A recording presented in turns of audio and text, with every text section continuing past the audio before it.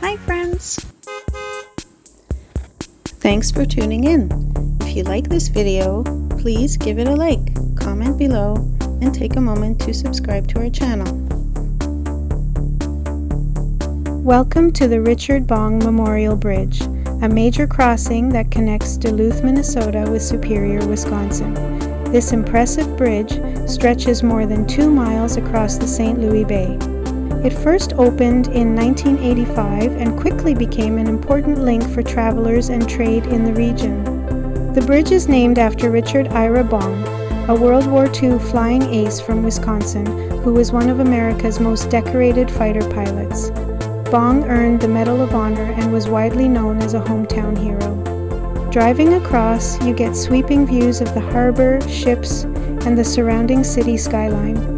The structure itself is designed to handle heavy traffic while standing strong against the challenging weather of Lake Superior.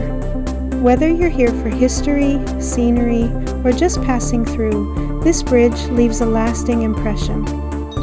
Thank you for joining us on this drive along the Richard Bong Memorial Bridge.